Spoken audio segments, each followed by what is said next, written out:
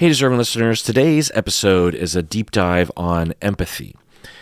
Empathy is a very important word for me, not only as a professional and as a professor and as a podcaster, but also in my personal life.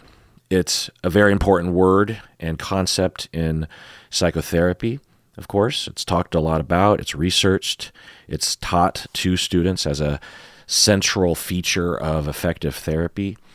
It's talked a lot about in the lay public, and it's an important thing. It's an important thing in one's marriage or in one's friendships, at work, with your children, with your parents, with other communities of people that you don't necessarily relate to all the time. Empathy is very important. However, it is not well defined or well understood, and people tend to use it in a variety of ways, including therapists. So I wanted to do an episode about all the various definitions and the different types and the history and the research and all that kind of stuff. So let's get into it.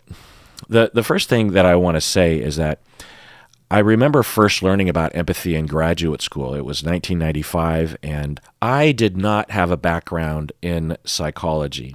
I had been to therapy a little bit, but I didn't know much about psychology. And I realized that I was different from my classmates because when the topic of empathy came up, everyone seemed to understand what that was. I did not know. I don't even know if I had ever heard of the word before. I think it'd be different today because I think the word is used among the lay public a lot more. But in 1995, I remember thinking it was a novel concept. Maybe I'd heard the word before, but the idea and the concept was just so new to me. And it was one of those moments in my early career when I felt like I had a lot of catching up to do because my classmates, including Bob, if you listen to the podcast with Bob, they all had taken other classes or they had worked in the field kind of as a bachelor's level helper, or they took a lot more classes. And I just remember thinking like, oh boy, I've got to catch up to these people.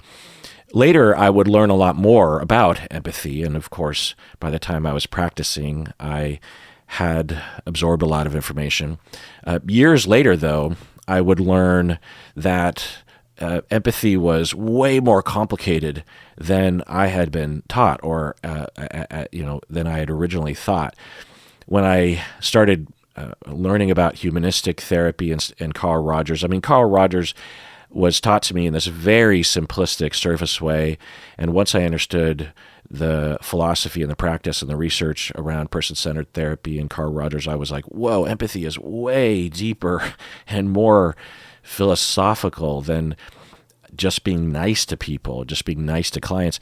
And then I would learn from my mentor, Phil Cushman, that empathy is maybe something to be skeptical of, maybe something to disregard as a concept. He was notorious for being very critical of the word empathy or the concept of empathy or the way that it's being taught. Not that Phil Cushman hated people or didn't want to be compassionate to others, but the concept of empathy had, as a lot of the things in our field, it had a lot of, he would say that it had a lot of politics and power and oppression within the concept and the way that it is used. And I was fascinated by that and was swayed by him in a lot of ways. So, empathy is a very complicated thing. And before we get into this, I also just want to say as a caveat that I'm not going to be able to encapsulate the entirety of the concept of empathy and all of the different debates and critiques and all the various discourse around it. So just know that this isn't an all-encompassing lecture. I usually like to do all-encompassing lectures, but I've been trying to do a new thing on the podcast, which is to not burden myself with researching something for 3 months before talking about it. I've spent a lot of time on this lecture, and it's coming at it from a lot of different angles, but just know that it's not like all of the angles. And maybe that's a good thing for people. But the first thing we need to do is to define empathy, right? That's what we're doing here. And empathy is used in a lot of different fields. But if we were to talk about the general definition of empathy as defined by the Webster Dictionary, it is considered to be two different concepts, or two different, there's two different definitions. One definition is that it is the action of understanding, being aware of, being sensitive to, and vicariously experiencing the feelings, thoughts, and experience of another. So let's really drill down on this. This is pretty good, I would say. So the action, there's an action, you're taking action, there's something happening, right?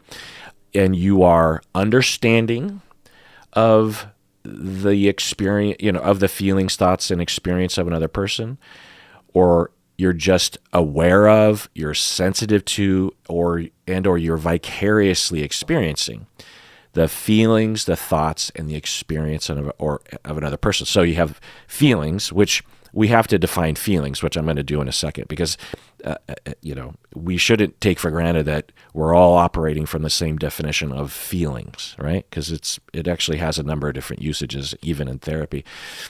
But you are sensitive to, you're aware of, you understand, you might be vicariously experiencing someone's feeling, meaning their emotion, right? So if someone's sad, you understand their sadness, you're aware of their sadness, you're sensitive to it, you're attuned to it, you're like open to it, or you might be vicariously experiencing they're sad, and you're not sad independently, you're sad because you're absorbing their emotion, right? And that's different than feeling sad for someone else's sadness. The way that this definition is being used is that you're just vicariously absorbing another person's emotion, and you're feeling it because they're feeling it, not because you're sad about what they're sad. Like if someone, I don't know, your friend let's say that they collect stamps, and you don't give a crap about collecting stamps, and you don't understand why your friend wastes all their time collecting stamps, but they lose half of their stamp collection and they're really sad. Well, you couldn't care less about the fact that those stamps are gone. Maybe you're even relieved because you're just thinking that's a complete waste of time. But your friend is sad, and you feel sad for your friend, which is different. Which I'll differentiate, because there's very different. I'm getting ahead of myself, but there's that feeling of feeling sad for someone, right?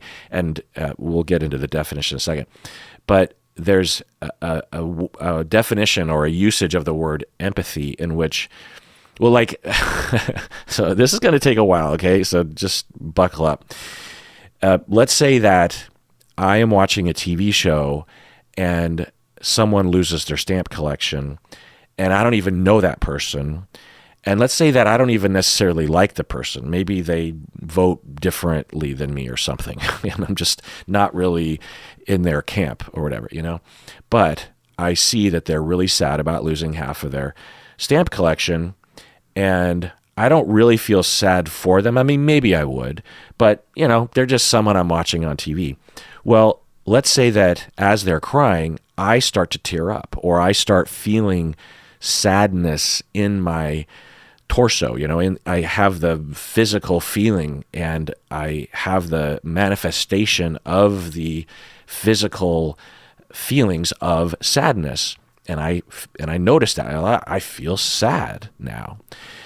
Now, I might not feel sad for them, but I feel sadness. Okay, so we have to differentiate between these different experiences, and to some people this is all empathy, to feel someone else's sadness, but also to feel sad for someone, right? And also just to understand that someone else is feeling sad, and to care about that, but you're not feeling the sadness, and you don't necessarily. So we're going to get into this because there's different types of empathy, but so just know that with the Webster definition, it's pretty good, but it doesn't really drill down on how to differentiate between these different things, because this definition, you could say, is being sad for someone, and also feeling just involuntarily sad because you're witnessing what you think to be someone else's sadness. Okay. Another definition in Webster, the second definition provided, is, and I won't read it all because it's a little confusing to read, but in essence, it is, in the past, the word empathy was used almost in the opposite way, in that empathy was used to refer to when people feel feelings and they're projecting, the way that people will use the word project, they're projecting their feelings onto others or onto a piece of art or something. So if you were to be, I don't know, observing a piece of art and you say that you start to feel these and you're putting yourself into the art. Anyway, I won't go down that road because it's just confusing things. And it's a usage that I don't think anyone uses anymore, but was being used in the past. Okay, so what about how the word was derived? What does it literally mean? Because you have these different parts of the word, and then pathy and all that. But long story short, it literally means feeling into. Empathy. You are feeling into another person. As contrast with sympathy, which is feeling with someone. And this kind of confuses it too, because I think this is indicative of the original usage of the term, but just know that the actual parts of the word don't necessarily line up with how it's being used today. So I talked about how we're talking a lot about feelings, right? You are vicariously experiencing someone's feelings, or you care about someone's feelings. Well, what do we mean by feelings? So, according to Webster, the dictionary, and I'm going to paraphrase the different definitions to some extent. So the first definition is to touch, right? To feel. You're feeling something. Another definition is an emotional state or reaction. So that's usually what we're referring to, right? Emotions or your reactivity to something. And another definition in the Webster Dictionary is essentially it's essentially one's opinion or belief, or what someone might today call a vibe or something. So, for example, if I were to ask, hey, what are your feelings about Star Wars? Or how do you feel about that movie? Well, it's not literally me asking someone what are the emotions. Now, maybe it is, but typically what people are asking is, give me your opinion or your beliefs, or what's your take on this sort of thing. And in Star Wars, right, you hear this often used, and to this point, it's beating a dead horse, but you'll hear the phrase, I've got a bad feeling about this. Well, what's the feeling, right? Now, maybe they're referring to anxiety, but what they're probably saying is, I think that this isn't going to go well, or there's something up with the situation. I don't think that this is going to be good for us, that kind of thing. And this is what is often considered. So this is often the difference between how therapists use the word versus clients use the word. So it's, any therapist out there can attest to this, that, let's say, for example, I have a client that says, my husband has been really distant lately. And then I say, well, how do you feel about that? And what I'm asking is, what are your emotions? Do you feel rejected, sad, hurt, happy? What's the emotion? But the client will interpret it as me asking, what do you think about it? And the client will say, well, I don't know. I think he just doesn't really care about my feelings, and I think he's stressed out with work. So that's not an emotion, right? I'm asking, and I don't really, depending on the situation, how long I've been treating a client, for example, I will actually ask a different question. I will say, okay, when you think right now about your husband being distant, what do you feel in your body? And that's an indication to get out of their head, right? To think about emotions and what's going on for them emotionally. And for some clients in the beginning, they look at me with this very quizzical look, because it's not usually a question that they've fielded before. But it's a way for me to be clear. I'm not asking about what you think about something. I'm asking, or I'll literally ask, like, what do you feel? What's your emotion? What's your emotional feeling when you think right now, or as you're home, when you're home and you notice distance? Like, what's the emotion that you feel? So I can't just ask, how do you feel? Because, most people just interpret that as, what do I think? And that is a viable usage of the term. Some therapists I will hear, and maybe even myself, would sometimes say, I didn't ask you what you thought. I asked you how you felt about something, as if feeling only has one definition, right? But according to Webster, maybe they added this in recent years, I don't know, or it's always been there. It is one of the definitions. And we could argue about the viability of these dictionaries, but, just moving on. Now, there are several other definitions in the Webster Dictionary about the word feeling, but I'm not going to go into it right now. But first, let's take a break. All right, we're back from the break. So let's get into the history of empathy as a concept within psychology and psychotherapy. Again, as a caveat, this isn't an exhaustive telling of the story, but here are the highlights. So going back to the 1800s, particularly the latter half, you have early authors in what we would call today psychology, and they would observe that people can understand the actions and movements of other people, not just intellectually, but by simulating the experience in their own mind and in their own bodily sensations. What neuroscientists would later call mirror neurons, if you're familiar. So, for example, if I were to watch someone pick up a very heavy box, and I can feel in my back my muscles tensing up and my arms getting tense or something. I can feel the weight physically. Now, I might intellectually understand it as well, but I might actually report or notice to myself that my own body is tensing up as someone is trying to pick something up. Or a real classic one for me anyway is when I see someone trip and fall, I will get this pain like in the middle of, where is it? Is it in my gut or in my legs? I think it kind of depends on where someone lands and where I think that they've hurt themselves.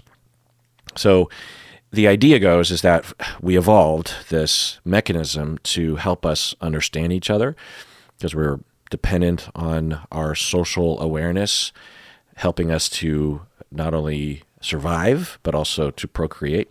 And so the idea goes is that if I were to fall on my own knee, then there would be a stimulus in my knee that would, I don't know the technical language, but there would be a neuronal system that would be engaged that would send messages up through my leg and into my brain that would register the location and what was happening, i.e. pain, right?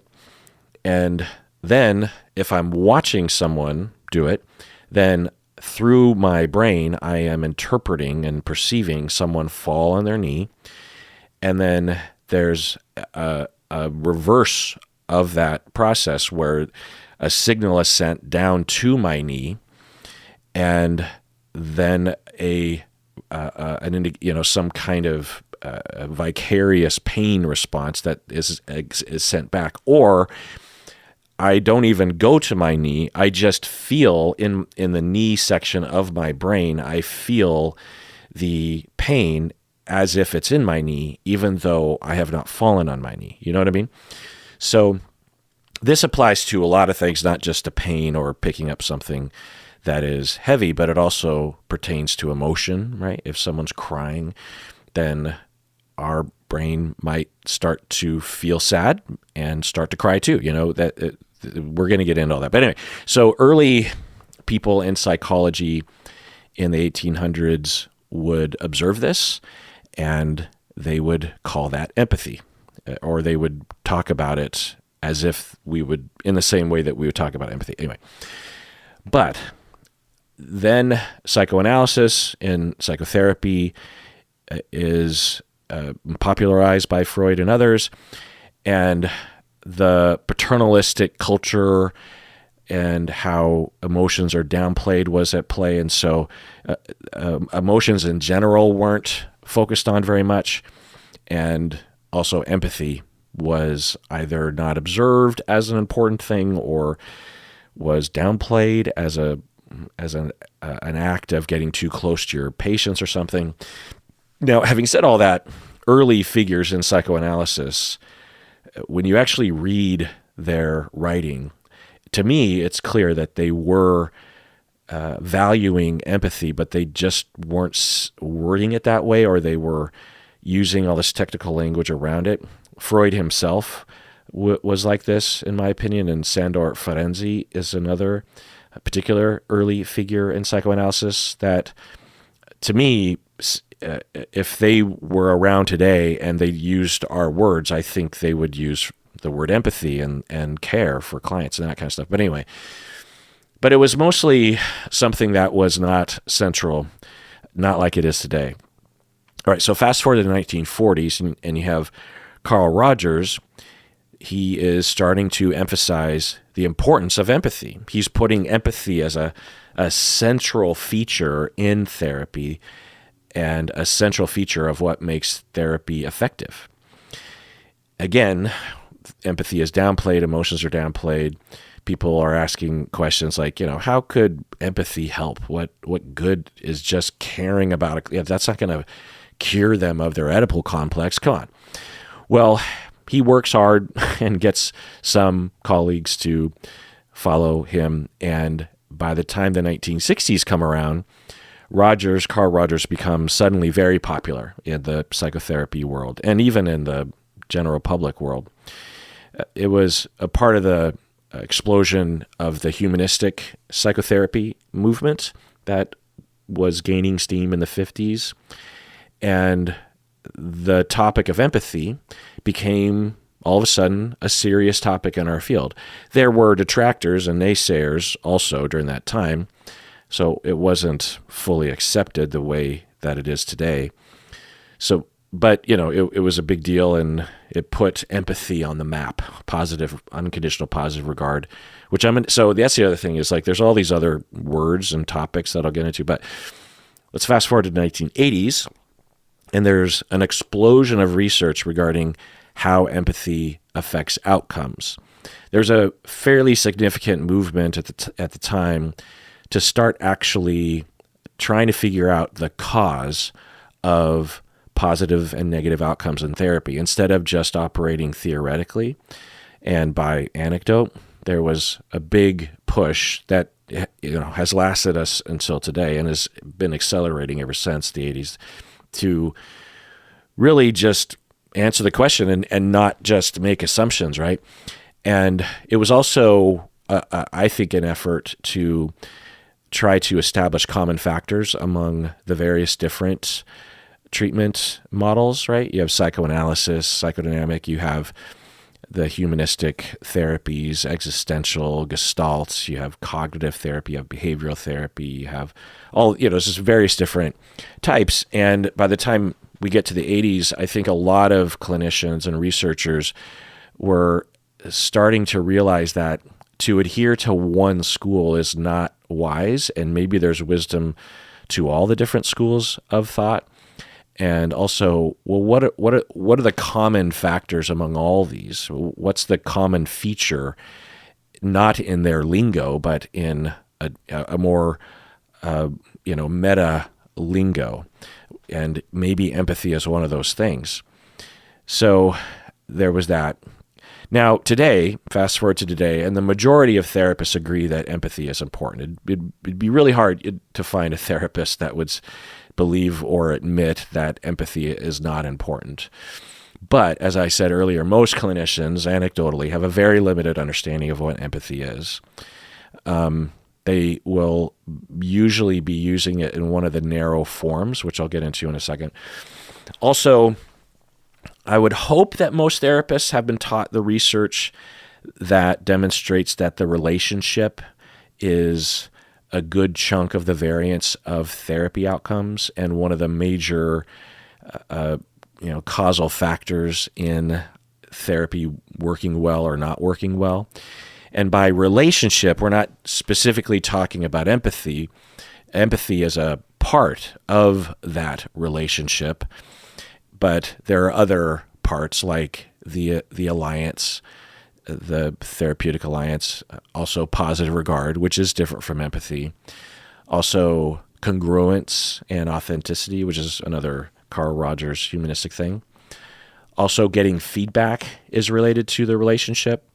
Repairing ruptures, self-disclosure, and countertransference management. So when it comes to the relationship being very important in the outcomes of therapy, good or bad, meaning if you have a good therapeutic relationship, then good outcomes are more likely, right?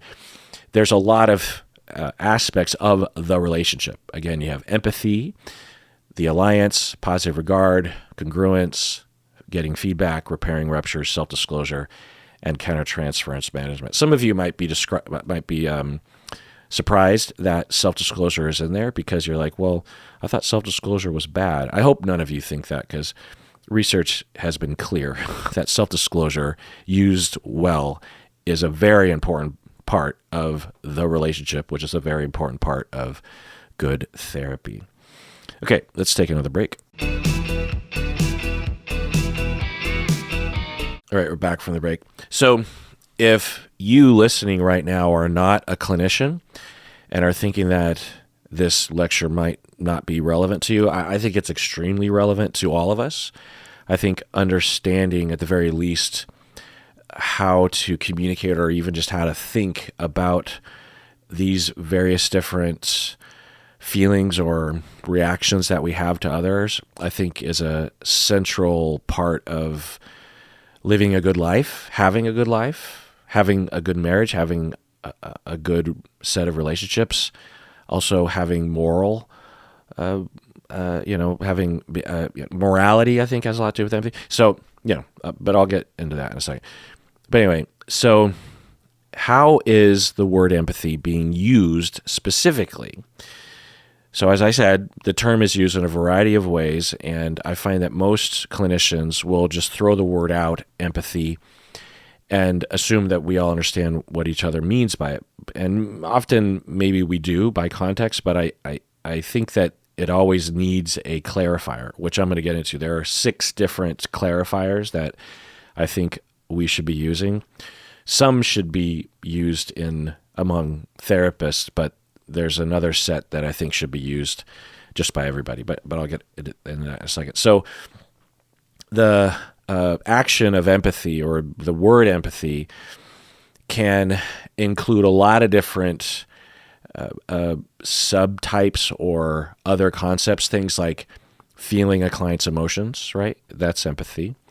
But also just caring about a client. I think that's usually what people mean by empathy, is caring about someone, having compassion about someone, which actually has to do with sympathy to some extent, which I'll get into. There's a lot of misunderstanding about sympathy, which I've often ranted about. But also just being non-judgmental is considered to have empathy, but it might involve, I'll get more to that.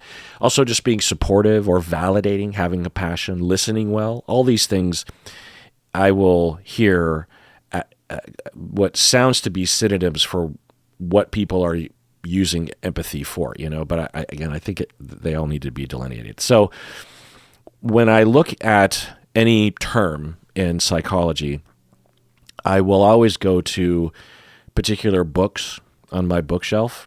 If you watch my videos, there's a certain shelf on my bookshelf right behind my head that is dedicated to these books of definition and history and different technical usages of different concepts. Anyway, so the first book I want to highlight is actually not a very important book to me, but I think it's worth looking at.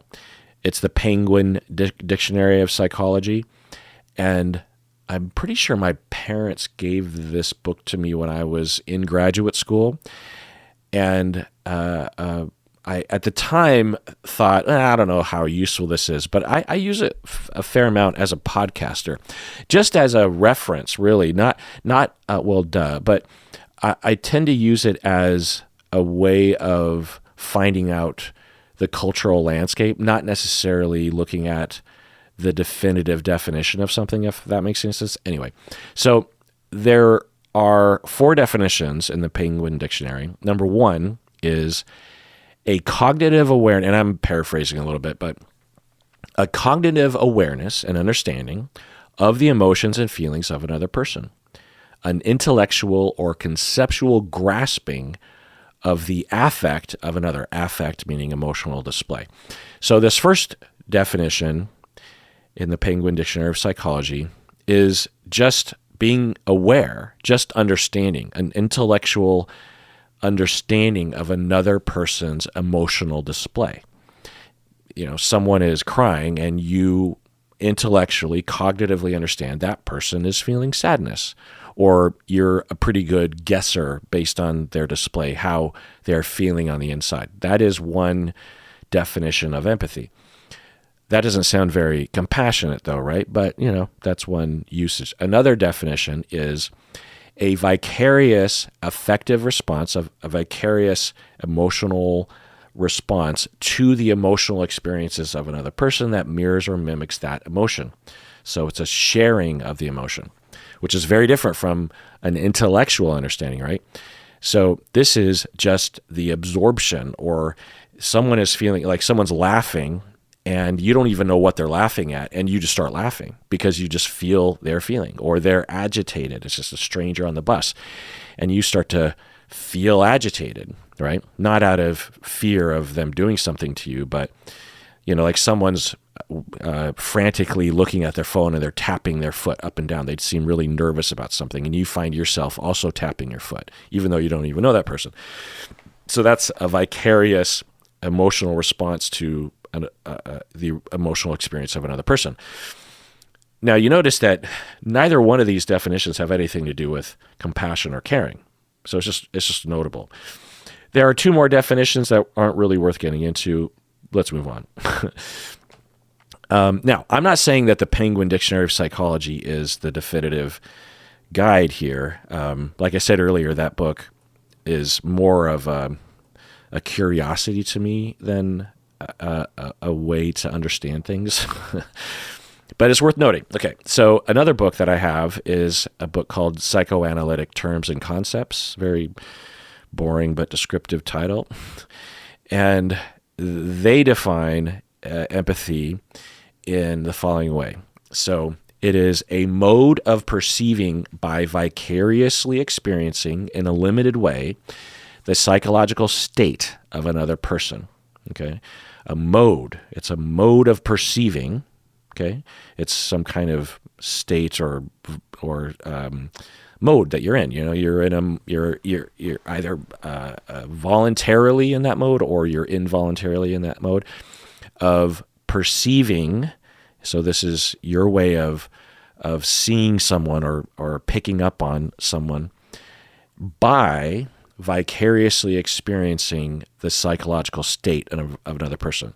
So they're using psychological state as a broader term than just emotion. They're including other things, just like, someone's really interested in something and you start to vicariously feel the interest in something, right? So this is not compassionate, right? This is just that second definition in the Penguin Dictionary of just having a vicarious emotional response to someone else. It could be a good thing, it could be a bad thing, it could be a neutral thing, going on with the psychoanalytic terms and concepts. So they say that empathy is preconscious, silent, and automatic. So preconscious, meaning it's unconscious, kind of. It has unconscious elements to it, but there's also some conscious elements to it. It's silent, and I don't know exactly what they mean by silent, but I think I know what they mean. But then they say it's also automatic. I think we understand what that means. Okay, then the authors go on to differentiate empathy from pity and empathy by saying that pity and empathy lack objectivity. They encourage over-identification, and sometimes it leads to enactment of rescue fantasies. So let's break this down. They're basically saying that to feel pity for someone and to feel empathy for to feel pity and sympathy for someone, for a client, that leads to over-identifying with the client. So you're losing objectivity, and you might even engage in a rescue fantasy to rescue the client from the problem, meaning you might start to encourage the client to get divorced or quit their job, or you might even contact those other elements, like you might call their boss and say, hey, you need to be nicer to my client, that kind of stuff. So that's their differentiation. And I'm going to go into pity and sympathy in a bit, because those also have a variety of definitions, some of which are wise and some are not. Anyway, they go on to write, empathy can become a source of countertransference if lingered over or fearfully avoided or overvalued at the expense of other modes of analytic observation and comprehension. So what are they saying here? They're saying that, you can have empathy. Empathy is something that you might notice. It's automatic. You can't control it. And it's preconscious, meaning that if you work on it, you can become aware of this vicarious experiencing of another of your client's psychological state. But if you linger on it too long, then you can have increased countertransference, meaning that you will start to transfer your issues onto the client, your own parents or your own reactivity to the client's transference. Also, if you avoid your empathy, your vicariously experiencing of the other person's experience, then that can cause it to go underground, can cause problems. Or if you overvalue the empathy as a primary way of assessing a client or understanding a client, then it will eclipse other, perhaps more important ways of assessing and helping clients, like with analytic observation and comprehension, the general way in which an analyst will observe and understand. All right, so now let's look at how Carl Rogers himself defined empathy all the way back in the 60s, 70s, and 80s. This is a quote from a book of his from 1980, and it goes as follows.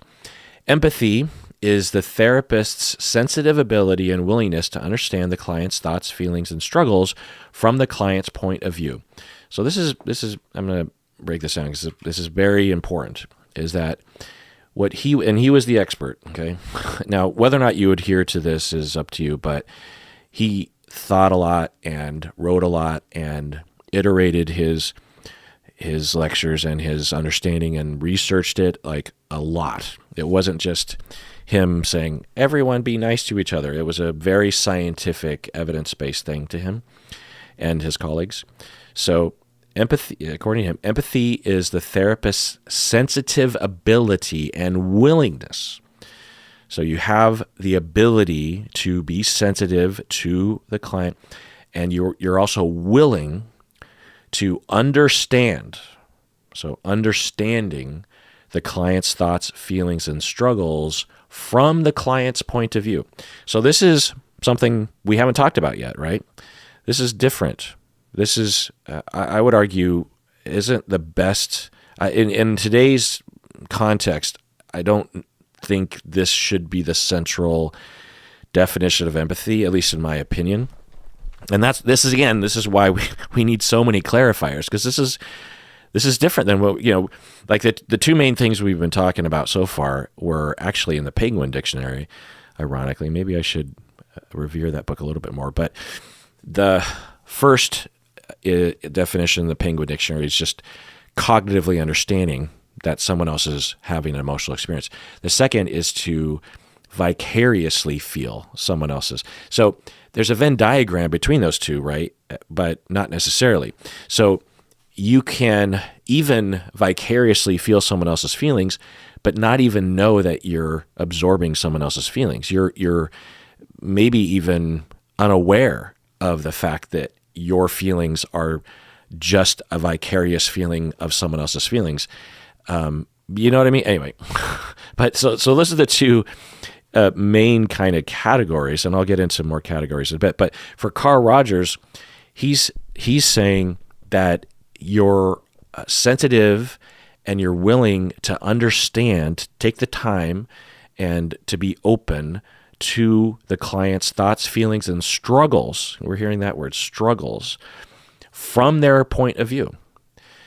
It's not just you absorbing someone's feelings. It's not you noticing someone's feelings. It's actually understanding them from their point of view, living in that world, right? Going on. It is this ability to see completely through the client. So this is his words. Empathy is the ability to see completely through the client's eyes, to adopt his frame of reference. His meaning the client. Back in the old days, they would use the pronouns like this. They would often just say, let's get away from his and hers or theirs. Let's just for time's sake, let's just say that the client is always a man or a woman, depending on the context.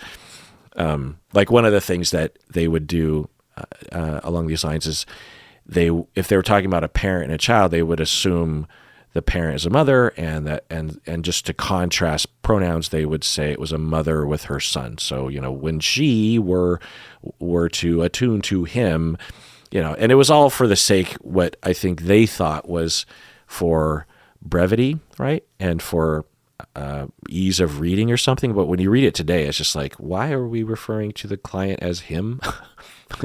Anyway, so he doubles down on this by saying, empathy is the ability to completely see through the client's eyes. You can understand the client through their eyes. You understand you're in their shoes. You're putting yourself really, really in their shoes, whether that has to do with emotion or thoughts or struggles. You're really valuing. You're putting, and because the whole thing with empathy and Carl Rogers' approach has to do with this concept or philosophy called phenomenology. You'll hear me talk about this, but the idea goes, and there's been a lot of debate about this too that I won't go into right now, but essentially with this empathy, you're trying your hardest to put aside your assumptions about different words or different experiences. They call it bracketing, or you are setting aside. You're encapsulating your assumptions and your experiencing and your experiences, and you're putting them on the shelf so that you can be completely open. There's no way to do this, of course, but putting effort into it can help one to be more open to someone else. And as a part of this, when clients will talk about their, say a client says, "Oh my God, my kids are just so aggravating. They're wild and they don't pick up their toys or anything." So to hear that story, if you've experienced something like that, you have all these ideas about what they mean. And I would argue that's important for empathy, for various different kinds of empathy, because if you've never experienced it before, it might be hard to relate, it might be hard to have empathy. But what Carl Rogers is talking about with empathy is he's saying that you actually want to discard your experience because that can muddy the waters in terms of understanding. So you want to notice that you are referencing your own life and check that and say, whoa, I'm referencing my life, but that might not be their experience. So I'm not going to assume anything. I have a feeling as to what this client is telling me based on my experiences, but what do I know? And by the way, this is a very helpful way of listening in any context, particularly as a therapist. And what Carl Rogers found is that by engaging in this mode as a therapist and compelling, because it compels more questions, right? Tell me more. What do you mean by that? When you say aggravated or it was very frustrating, when the kids were hyperactive and run around not picking up their toys, like what was that for you? What was that? So it's almost like you're an anthropologist from an alien world. You're coming from this perspective of you just have no idea what they're saying, and you can only gain understanding by asking questions. And it has this really weird effect. I've done this before, obviously as a therapist, but I also did it as a researcher, and I found that it on paper doesn't make sense, or it's not intuitive, at least to me, that it would have this really magical effect on people's emotions and on their healing and on the way that it feels. But when you do it for people, it can be magical, the curative powers. And I would argue that a lot of the relationship, meaning, I guess, talking about the relationship earlier and the quality of the relationship and how important it is to so much of the variance in therapy outcomes has to do with this. And Carl Rogers would say that as well. So going on with Carl Rogers, he says, empathy means entering the private perceptual world of the other, being sensitive moment by moment to the changing felt meanings which flow in this other person. It means sensing meanings of which he or she is scarcely aware. And then in this instance, he uses he or she. But anyway, so it's just more along these lines. Entering the private perceptual world of the other, being sensitive moment by moment, because what Carl Rogers is talking about is in therapy, and it's not just you having empathy after the fact, like the next day or when you're writing your notes, but it's in the moment. Humanistic psychology is all about in the moment. So you are moment by moment really trying to understand and achieving a good level of understanding of what the client is telling you in that moment about their experience, right? Okay. So that's how it is often used in psychotherapy. There's just some of the discourse around that. But the word empathy is also used in other fields, other disciplines, neuroscience, sociology, and stuff, which I'm not going to get into. But I would say colloquially, the way that people use empathy in the broader society is, I think they use it in two different ways. I think they're using it in the Carl Rogers way to some extent, and I think that they're also using it as a synonym for compassion or altruism or something. But, like if I heard two people talking and someone's like, look, I'm just looking for some empathy, I would imagine what they mean is either they want care and compassion, they want someone to care about them, someone to validate them. Can I get a little empathy here? And or what they mean is I want someone to put themselves in my position, to understand where I'm coming from, that kind of stuff. Okay, so let's talk about typology. This is the kind of the central thing I want to get to, which has to do with two different typologies that we should be, I think, thinking about when we are talking about empathy. And I think we should always clarify what type we're talking about. Okay, so this first system involves three different types, and it's a very common typology of empathy. And it was developed by various researchers, I think starting in the 80s and 90s. I'm not going to get into the history of it, but it's a common typology. It may be the most common typology that you'll see online among a small set of people. Okay, so the first type is cognitive empathy. By the word cognitive, it might be clear what we're getting at, but to be clear about what this type is that it's the capacity to understand another person's feelings, thoughts, struggles, mental state in an intellectual manner, right? So, for example, my neighbor told me that she has cancer, or she had cancer about a year ago. And I understood at the time that she was suffering from cancer and the treatment of cancer. But I don't know her that well, so I don't have any significant emotions about it. And that is cognitive empathy. I see it, I understand it, and I care as a human to human, but I only talk to her maybe once every year or something, and it's only for a little bit of time.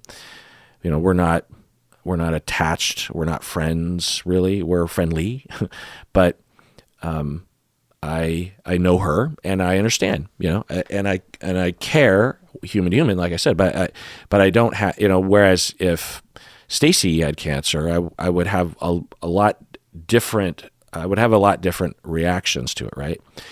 And my empathy would be different. So now, if I did have caring emotions toward her, then that would be different. Or if I did feel vicarious emotions from that, then that would be a different kind of empathy. But I didn't, for whatever reason. And if I didn't have at least cognitive empathy, then her telling me about it, it would just go over my head. I wouldn't register it. I wouldn't consider it important. I wouldn't remember it, maybe, And so to not have cognitive empathy is, I guess, in some instances, it's just being oblivious, not emphasizing the importance of. I guess another example of cognitive empathy would be to, recently I had an episode in which I talked about the various conflicts and wars that are going on around the world today. And on a certain level, at times, I am having cognitive empathy, but I'm not having the other kinds of empathy because I'm not there. I don't see it. I don't know these individuals. Now, cognitive empathy, I think, gets a bad rap. I think for people, they're like, it's a cold empathy or something.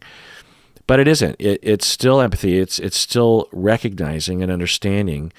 And that can motivate a lot, right? To have cognitive empathy, that can motivate you to advocate, to look into it further, to donate to charities, or even to go there and actually help people, Having empathy doesn't depend on you having an emotional reaction to something. You can demonstrate caring even without having an emotional reaction to something. Anyway, so that's cognitive empathy. The second type is emotional empathy. So this is feeling another person's emotions. This is that vicarious empathy. And this can be a good, bad, or neutral thing. It's usually referred to as a good thing, but if we really understand the definition of emotional empathy, it could be a bad thing. You could absorb someone else's emotions when you don't want to, or you could absorb someone else's and feel someone else's emotions, and it could cause you to do things that you wouldn't have done otherwise that you regret later or something. So it's often considered an involuntary vicarious empathy. And it can also be a really good thing, right? Like if my wife were to be sad and I feel sad too, or if my wife is sick and she is, achy and tired or something, and I can just kind of feel that inside of me, I feel that. But that doesn't. So the third type of empathy is compassionate. Maybe I should have gone over because to understand all that. So there's cognitive empathy, emotional empathy, and compassionate empathy.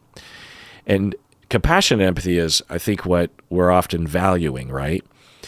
But it's also, I think, we're mixing all three of these and using empathy, the word empathy, for all three of these, depending. Anyway, so with compassionate empathy, it's caring about someone. It's feeling bad for someone. Like with my neighbor, when she told me about her cancer diagnosis, I felt compassion for her, and I expressed my care verbally and non-verbally. Okay? But I didn't feel, or at least, well, I guess let me just break it down because I probably felt all these to some extent. with my neighbor, it's probably not true that I only felt cognitive empathy. So this is an interesting example because it's not someone super close to me. When she told me about her cancer diagnosis, I cognitively understood, and I was aware enough and sensitive enough to her nonverbals because she wasn't telling me about all the worry and the concern and the fear and the concern about what treatment would be like in the future, that kind of thing. But I had enough cognitive empathy to notice based on very little information that she was telling me, Okay. I had compassionate empathy, I think, you could argue, as a result of my cognitive empathy. And I did feel bad for her. And I did communicate that through just saying things, but also through a lot of nonverbals. As she would tell me stuff and I would ask more questions, that's another part of compassion, right? And could be a part of cognitive empathy as well. To have cognitive empathy, you might be motivated to ask more questions and therefore have more cognitive empathy once you get more information. But as she's telling me, if I recall correctly, I would, she would tell me, oh, well, this is coming up, and I would like wince, right? I would, oh, that's scary, or that doesn't sound comfortable. And I'm making room for that conversation, right? I wondered if when she tells people about the cancer, if she doesn't get a lot of compassion for people, like people avoid it or they don't know what to say. So I thought, she deserves to have compassion. And plus I just have the compassion, to some extent it can be involuntary to just have the compassion. But I also had a little bit of emotional empathy as I started to get more descriptions, right? As she would tell me about the treatments and my understanding of those treatments, and I would feel involuntary physical sensations, like physical pain in my body, or the feeling that you get when you're getting an infusion or something, the kinds of involuntary feeling that I would have. Now, in that instance, I'm glad that I did have that emotional empathy, that felt bodily empathy, and it didn't interfere with things. It might have facilitated things, right? And I'm okay with it. But in another instance, I might actually not want to have emotional empathy, right? Like if, like I said, someone in public is doing something and they have an emotional experience and I don't have time for that, and then that kind of thing. But some other examples of emotional empathy, like in couple therapy, let's say the wife said something hurtful to the husband, and in that moment, I feel a physical gut punch, and I'm feeling emotional empathy for the husband. Now, I don't know if the husband is also feeling a gut punch, but so that's another thing. And that was a big part of Phil Cushman's critique of the word empathy, is that just because I'm feeling a gut punch in that moment does not mean that I'm actually feeling the gut punch of the client, because I don't know if the other client's having a gut punch. I don't, what do I know? And to assume that my quote unquote empathy is an indication of an objective observation of another person is really absurd. I have to be very tentative about what it means. Maybe I feel a gut punch because I had a partner that did that to me once, or I'm making a lot anyway. So it's just another part of that. Okay, so that's one typology: cognitive, emotional, and compassion. And then another system of typing these different empathies has to do more with, for therapists, empathy specifically, not just empathy in general.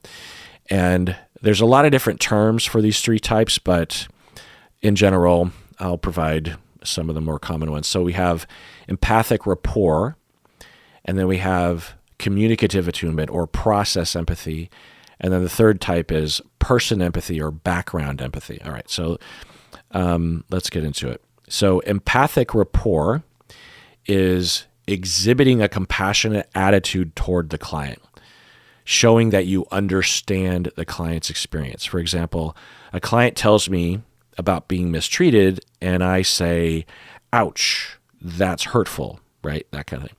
So that's empathic rapport. And in that moment, I might not necessarily feel empathy. I might. So let's get into this. Let's combine the two typologies. Okay. So a client tells me that their boss yelled at them and put them down, ridiculed them, insulted them, whatever. And I'm listening to this, and let's say that I have cognitive empathy and let's say the client isn't emphasizing it, it's just kind of saying it in passing, but I notice it and I'm like, oh, that's probably much bigger than they're letting on, right? And let's say that that's phase one, is just like understanding. I think actually that's a bigger deal. And that's not the only definition of cognitive empathy, right? If let's say the client is fully descriptive of their experience, I could still have cognitive empathy. Anyway, but let's say that I notice that and I say, oh, how'd you feel about that? And they say, I think my boss is a jerk face. And then I say, no, I mean, like, how did you feel in your body in the moment? And let's say that they're in year 2 of therapy, so they understand how to answer that question. And they say, oh, I don't know, I guess it just really hurt my feelings and made me feel small. I felt belittled. Okay. So then once I understand more, then I might actually have both emotional empathy and compassionate empathy. So the emotional empathy, the vicarious empathy, might cause me to feel also hurt for the client and angry, right? I might feel hurt and anger in response to the hurt. So that's an emotional empathy, and I might evaluate that. I might even encourage that inside of me because I think it would be good for the client for me to feel it and to maybe show it. And I also have compassionate empathy because I care about my client, and I don't want the jerk face boss to belittle my client, and I feel bad for my client. Okay, so getting to this other typology, when it comes to empathic rapport building empathy type, then I would say to my client, that's horrible. That must have been rough. I mean, so, I'm having a hard time role playing, but you get the picture. So I'm building rapport through empathy. I'm building the relationship through empathy. And also, to contrast this, let's say that a client tells me that they were belittled, but for whatever reason, I don't feel compassion necessarily. Maybe it's a brand new client, or I don't know. I just don't feel that sense of compassion or that sense of wanting to help the client in the emotional way. And let's also say that I don't have emotional empathy. I'm not vicariously feeling anything. But I do have enough cognitive empathy to figure out, that must have been hurt. And let's say that I say to the client, ouch, that's hurtful. Well, so I can have cognitive empathy and also empathic rapport, building rapport through empathy. I'm showing empathy, but I'm not actually feeling any emotional empathy, and I'm not feeling any compassionate empathy. So this is why the system works well, because if you can say you can have one but not the other, then that means it's a good system of typing, of differentiating between a different type. And there's these two different systems, right? So the first system is a general typing, and then this second system is a therapy type. Okay, so that's empathic rapport.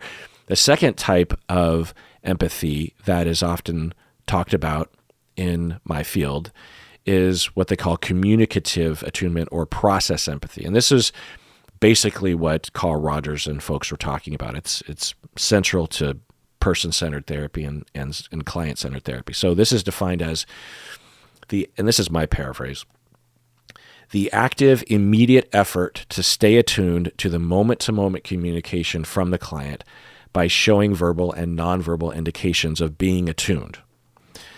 So this has, in a very simplistic way, this is active listening. So, for example, nodding my head or asking a client to tell me more, right?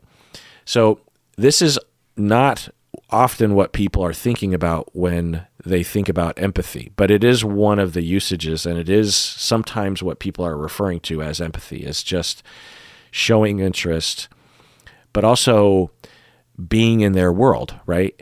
How do you know what to ask them about? How do you know what to say? Hey, tell me more about that. How do you know to say those? How do you know to ask those things if you're not having empathy, if you're not in their shoes, if you're not really putting your assumptions aside and really listening to what they're trying to tell you, right? So this communicative empathy or process empathy does not necessarily have emotional empathy or compassionate empathy, which is interesting. This is why this is confusing. Okay, so the third part the third type of empathy here is person empathy or background empathy. So this is, in a nutshell, it's understanding how the client arrived at this perspective or emotion or defense or schema or lifestyle or situation or whatever. For example, let's say I have a client with narcissistic personality disorder, and I learn a bit more about their early childhood, and then I begin to conceptualize their narcissism as a defense against a schema that they developed in a very understandable way to neglect and a little bit of abuse when they were growing up.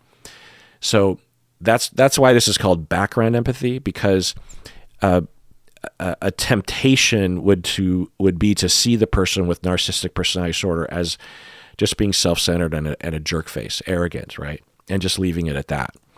But through process empathy, that's the other, through person empathy or background empathy, I am understanding where they're coming from. I know how they got here. And this can facilitate compassionate empathy, but it doesn't necessarily do so, right? I can have conceptual understanding of, I can have a charitable interpretation of why someone got to this place, why they're doing what they're doing. I am formulating an idea or an understanding of why they are this way, even without them telling me, right? They're not necessarily telling me, hey, the only reason why I'm an arrogant bastard is because I was neglected as a kid. They don't even tell me that. They don't know that. But I think that I might even see a narcissistic politician or a narcissistic coworker or something, and I don't know anything about their background, and I might still have this background empathy for them. Okay, so these are these three types, and nothing in these types are they're not referring to compassion, actually having compassion, and that's a bit curious, right? Because when we talk about empathy, I think as therapists, we're often referring to us having compassion. And this is why I think we need to use other words or these clarifiers when we're talking about empathy. Because these three different types of empathy have nothing to do with compassion necessarily. They might absolutely, all three of them you might feel compassion and therefore engage in these three types, but you could also have zero compassion and zero vicarious feelings. So again, empathic rapport is showing empathy to build the relationship or to enhance the relationship. So you could have compassion, do that, or you might not feel compassion, right? Now, hopefully you do, but it's not necessary. The second thing is process empathy or communicative attunement. So this active listening, the person-centered stuff. And it's way more complicated than the way it's talked about. I mean, the way it's talked about is often accurate, the active listening, nodding your head and saying, wow, that must have been tough, reflective listening, this kind of stuff. But the mechanisms and the mindset is, the phenomenological stuff is so much more complicated and so much more deep and more curative than I think it's often talked about. Like if someone wanted to just be a cognitive therapist and focus on the pure cognitive therapy stuff, I would be a little worried about them unless they advertise themselves effectively in that way, because there wouldn't, a lot of people that would come to them, especially if they were a generalist, a lot of people that would come to them would not benefit by that narrow treatment model. Whereas when it comes to person-centered and client-centered therapy, there's a chance that even if you just narrowly, practiced and thought about what therapy does, then there's a chance that you might actually help literally every person that comes into your office, regardless of the problem. And you might actually even help people with their specific problems that other therapists would contend require specific types of therapy for, So it's just a very, very helpful curative thing. And it's something that I spend a lot of time beating into the heads of my supervisees and my students, because so often they'll say, what do you mean? So, I'm just listening to a client. I don't know why I should not be doing more than just listening. And I'll be like, sometimes I'll even write it on the board, just listening. Let's evaluate that phrase. And, my students did not invent those phrases or those ideas. It's in our culture and it has to be dismantled. Anyway, so with communicative attunement, you are showing that you're interested in being in their shoes and you're curious about their experience. Okay. You might have compassion, but you might not. You might have vicarious feelings. You might not. Hopefully you have cognitive empathy with this, hopefully you intellectually understand what's going on, right? And then the third type, person empathy or background empathy. So it's, or another, maybe in my phrase, in my words, it would be having conceptualization empathy. You're conceptualizing someone by giving them the benefit of the doubt. You understand how they got here, right? So you might have compassion, empathy in that moment, but you might not. You might have emotional empathy in that moment. You might not. This is kind of interesting, right?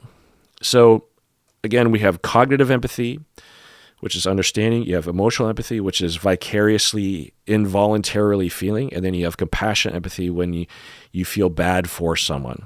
And you often will feel compelled to maybe help them in some way.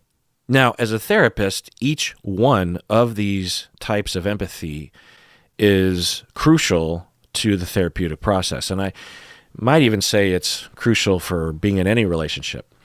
So with cognitive empathy, understanding someone else's perspective, their thoughts, their mental state, their suffering, or their happiness, their glory, their joy, is, one could argue, maybe the first step in all of this, right? To be open. And it's, it's not just understanding, there's probably a lot of factors involved in gaining cognitive empathy, right? It's being attuned, it's being aware, having your own experiences or listening. A big part of, I can have cognitive empathy for women experiencing sexism. I have never experienced it before, but I have listened to a lot of stories. I have been told and I have sought out and paid attention so that when I hear someone talk about an experience, and they might not even tell me that they're experiencing sexism, they might not even think that they're experiencing sexism, but I'm listening to their experience and I'm asking them questions, and I might actually cognitively have empathy that they are being harmed by sexism and someone is acting in a sexist way towards them. And I intellectually understand what they're going through. Or if someone were to, along these lines, if someone were to tell me about having experienced a sexist experience, and I ask a lot of questions, then I can intellectually understand their perspective. I can intellectually understand their feelings, their thoughts, right? Okay. So it's very important to have that as a human and as a therapist. Emotional empathy is a bit tricky because, as I've been saying, it's often involuntary, if not always, and it's merely the feeling of other people's feelings. And this can be a good thing, right? Like if you have a friend that is grieving and you feel with them, you don't feel as much as them, but you feel with them, you cry, for example, and your grieving friend feels heard and seen, feels cared about. It's affecting you, right? And that's great. Emotional empathy is great. But emotional empathy can also it can cause burnout among therapists, right? If you are treating all clients who have been sexually abused and you're feeling all of those feelings with the client involuntarily, then that's going to take its toll. You might not want to feel those feelings, right? It might not help the therapy, even in the moment, to feel those feelings. So it can be a good thing, could be a bad thing, can be a neutral thing. But the two usages that are very important for emotional empathy is, one, it gives you the ability to show that you're affected and that you care in the way I was saying earlier. But the other way is through assessment, to have the feelings involuntarily for us.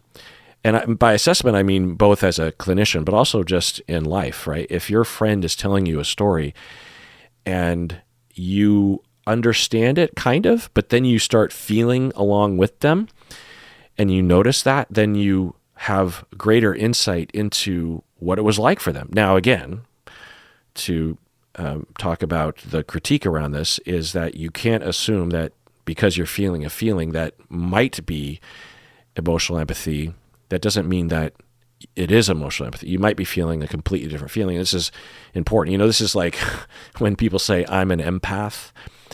I don't know what they mean by that. Maybe it's a viable, it's never a viable label, because it's from like Star Trek or I don't know. Anyway, like with Deanna Troi. But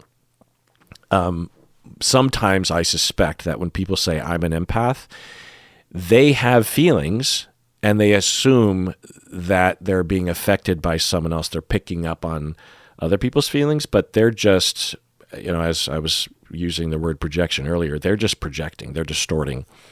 They're having a feeling and they're assuming that it's because of someone else, but actually it's independent of that, and they call themselves an empath. Anyway, so that's only one of them.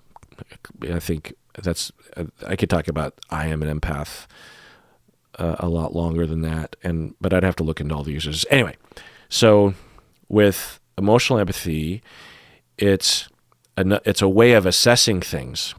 Like when I am with a client and I start to feel angry, for example, but the client isn't saying that they're angry, they're not exhibiting anger, then I look at that, if I'm aware enough, and I wonder, maybe I'm feeling the client's anger for them.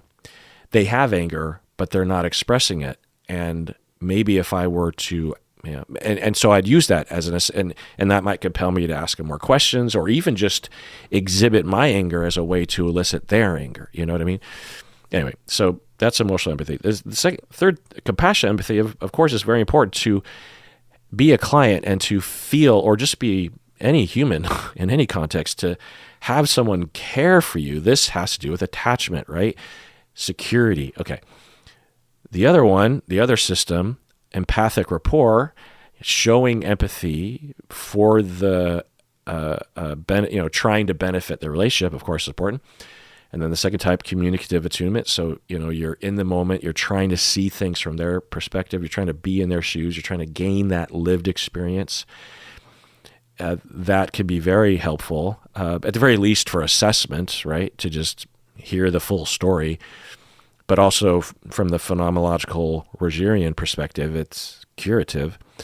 And then the third type of having what I guess I'm going to call it conceptual empathy, I think is, and I say this sometimes, that I don't derive what one would call empathetic conceptualizations of people because I have empathy. I mean, I guess it's part of it, but I do it because I think it's accurate, because the way in which people develop these, for example, personality disorders, they don't wake up in the morning one day when they're a kid and say, you know what, I'm just going to ruin everyone's life and my life in the process. People just don't do that. So anyway, All right, so let's conclude with some other terms that are related that I think need to be discussed. So let's talk about sympathy, y'all. So a long time ago, when the internet was first kind of getting going, and it was maybe the early aughts or something, I don't know. This is the memory I have. And it was a viral video or real player video or a GIF or something. And it was this little cartoony video, and it was saying that empathy is good and sympathy is bad. And they were saying that sympathy was to be superior and to have pity on someone. And that's not good. What you should have is empathy. You should sit with people and their emotions. Now, having empathy is important. But again, it depends on what type of empathy we're talking about here, right? Are we talking about cognitive, emotional, compassion? Are we building rapport? Are we attuned, and are we, trying to dig deeper into their experience? Are we having conceptual empathy? Which one is it? It depends. So this is silly. Let's look at Webster Dictionary again and look at the definition. All right. So in the Webster Dictionary, how do they define sympathy? So in a nutshell, there are what I would consider to be two main definitions. One is to care. They word it as the act or capacity of entering into or sharing the feelings or interests of another. Having sympathy, their example is if you have sympathy for the poor, for example. I'm not a fan of the way this is written. The act or capacity of entering into or sharing the feelings or interests of another. Sharing the feelings. Yeah, it's not great, but there's that. I'm pretty sure this is referring to the way that I would define sympathy, which is that you care. You just, you care. You have compassion, I would imagine, or a version of compassion. Anyway, the other definition, generally speaking, because there's a bunch of them, but they're all kind of in the camp of how things are in accordance with each other, like having sympathy with another person's goals in life or something. You know what I mean? So like these like sympathetic notes. I don't know if they use that in music, but consonant. Anyway, you get the point. So they also write in the Webster Dictionary the following: sympathy and empathy both refer to a caring response to the emotional state of another person. But at a state, so let's break that down. Sympathy and empathy both refer to a caring response to the emotional state of another person. Now, right away, we're out of sync here, because with empathy, it doesn't necessarily refer to a caring response. Compassionate empathy does, right? If we delineate it. So we're already running into, in the Webster Dictionary, we're already running into this confusion in our culture. Okay. So they say sympathy and empathy. So sympathy and compassionate empathy, I'll just insert that. Sympathy and compassionate empathy both refer to a, now, by the way, emotional empathy might compel a caring response, but anyway, you get my point. Sympathy and compassionate empathy both refer to a caring response to the emotional state of another person, but a distinction between them is typically made. While sympathy is a feeling of sincere concern for someone who is experiencing something difficult or painful, empathy involves actively sharing in the emotional experience of the other person. End of quote. So again, it's muddled because they're referring to empathy as both having a caring response and maybe initially having the emotional experience, feeling the emotional experience of the other person, and then you feel caring towards that person, right? But those are two different types that we're identifying, and they don't always coincide. They can, but they don't necessarily do. But what they're saying, which I do appreciate, is that sympathy is a caring response, at least internally. You care about another person. And they say, well, sympathy is a feeling of sincere concern for someone who is experiencing something difficult or painful. You have sympathy for someone else. So in popular culture, people will say sympathy is looking down on someone. That is not the definition of sympathy. It's not the one. And I remember when I saw that video in the early internet, I was like, oh no, this is a viral video. Everyone's going to misunderstand sympathy and empathy. As a therapist, you should have sympathy for your clients. You should definitely have sympathy. You should have sympathy for your children. You should have sympathy for your spouse. You should have sympathy for your fellow human. Sympathy is a wonderful thing. It just doesn't have to do with, but when you get into the weeds of the various different uses, okay, let's go back to our typologies. You have cognitive empathy, so it's understanding without emotion. You might not have emotion. There's emotional empathy, which is vicarious feeling, and there's compassion empathy, where you feel care for someone. I would argue that compassion empathy might be just sympathy. Right. Yeah, that fits. But at the very least, the notion that sympathy is bad is just it's a meme that is going around, and I'm guessing eventually that'll end up in the Webster dictionary because it gets used that way so often. But to me, as a professor, I would talk about all these distinctions, and I would say that it's good. You should have sympathy in the way that it is defined, even in the clinical literature. But you don't usually hear that. You only hear about empathy, which I think is a little funny. Now, as I've been saying from the beginning, whether we're saying sympathy or empathy, we have to use a lot of clarifiers, or we have to define up front what we mean by those terms. But anyway, the other thing that is associated with sympathy is that it's less involved, right? Like sympathy is what you do from afar, and empathy is what you do when you're close. Not necessarily true. It could be the opposite. It's not inherent in the definition that one is distant and one is close. You can deeply sympathize with another person, and should deeply sympathize with your close attachments. The other connotation is, again, that it's like pity, but the word pity, which I'll get to in a second, is also misunderstood. Okay, so other words. So we got sympathy. We also have the word compassion. I've been using that as well, and I find myself using this more and more instead of empathy because it's more clear, it's more precise, right? So this is caring about another person's suffering, and possibly coupled with a desire to alleviate that suffering. Again, very similar to sympathy. Another term we've been using is positive regard, again, coined by Carl Rogers. And Carl Rogers defined it as, quote, a warm acceptance of each aspect of the client's experience. There are no conditions of that acceptance, okay? So you're accepting all the aspects of what a client is telling you is as to their experiencing, right? And you're warm about that acceptance. That's a particular word that's very descriptive of Rogers, if you've ever seen him operate.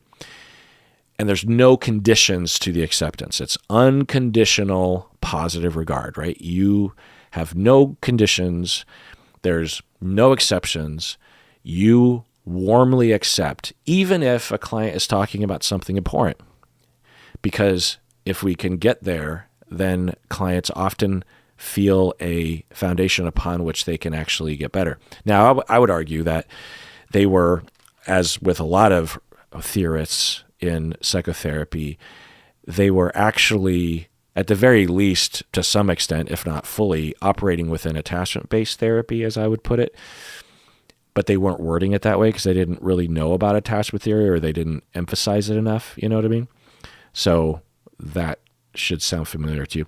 Another word is altruism, which is very similar to compassion. And this can be defined as a selfless concern for the well-being of others.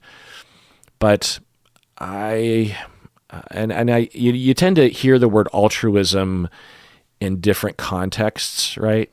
To be altruistic is to, like, being pro-social, maybe, is another term here. But anyway, there's also just the word of being kind. I mean, why do we have to use all these fancy words? Can't we just say being kind, right? So this tends to be a behavioral thing, right? It's can someone be kind without doing anything? Maybe they have a kind perspective, but typically when we mean by kindness, we're talking about being kind to others, being generous or caring or reaching out or I don't know, that kind of stuff. Okay. So the word pity, this is defined as a feeling of sorrow for someone else's misfortune. You notice that someone else is struggling and you feel sorrow. That's it. We should all feel pity for people that are struggling. We should all feel pity for our clients. We should all feel pity for our partners when they're going through a struggle, right? Now, the way that people define it in the popular culture is that it's condescending, it's at a distance, it's superior, you're looking down on them. That's not that. We have words for that. It's called condescension. It's called superiority. Anyway, another term in psychology and in therapy is perspective taking.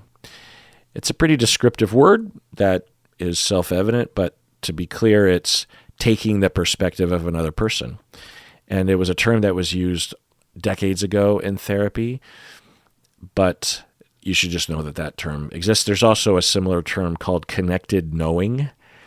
In the 80s, there was a lot of effort and a lot of authors coining a lot of terms, and I appreciate it for sure, but they didn't really last to today, at least in my circle.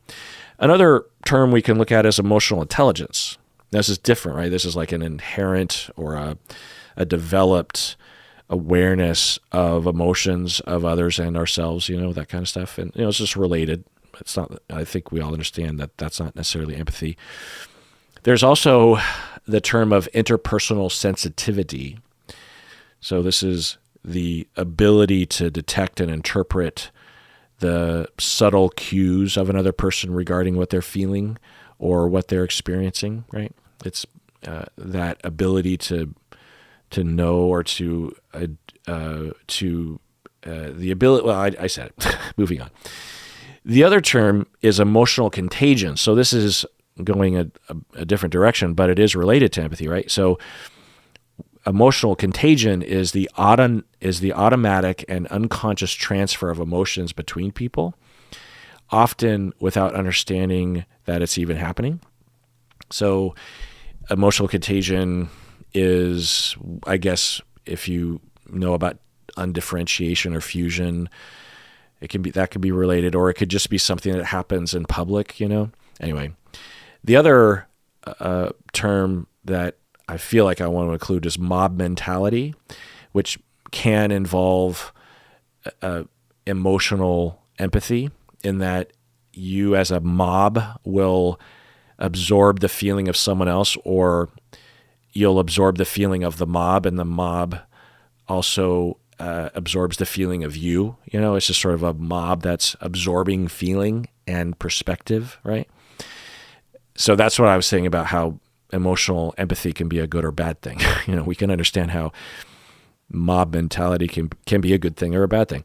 And there are a lot of other terms that I just want to mention briefly, like affective resonance, understanding, just the concept of understanding other people, generosity, tenderness, mercy, humanitarianism or being human towards each other, goodwill, gentleness, grace, quarter, as in to give quarter, benevolence, affection for other people, being magnanimous for others, and caring for others. So there's just a lot of words, and I think that if you're a therapist, you should understand the usage of all these and have, I think, a number of, like for myself, you've heard me use a lot of these related words to try to understand myself and also try to communicate what I'm saying. Words like compassion, words like empathy, words like emotional empathy or vicarious empathy or involuntary emotional absorption, or having sympathy, caring about someone else's misfortune, trying to help them, being human, being gentle, being good, giving people grace, being generous, right? I think all these words are important. And I think just having a word like empathy and just assuming that everyone understands what that means when not everyone understands what that means is, I don't think that's the way to go. So I just did that. Let me know what you think. Again, as I said in the beginning, I wanted to, when I sat down to work on this lecture, I thought, oh man, I'm gonna get all the notes, and I'm gonna distill all the research, and I'm gonna get into all literature. And I was like, well, actually, so to tell you the truth, someone sent me a conversation between people about me. It's hard to describe, but without getting specific. But essentially, I was observing people talking about me, and they didn't necessarily know or reckon that I would have seen what they were saying about me.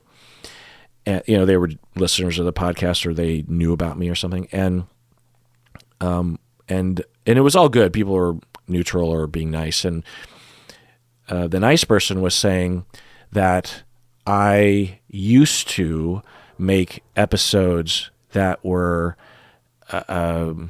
clinical or were academic in nature or something. And I said, used to, in my head, I'm like, I used to make what's happening? And I thought, is that true?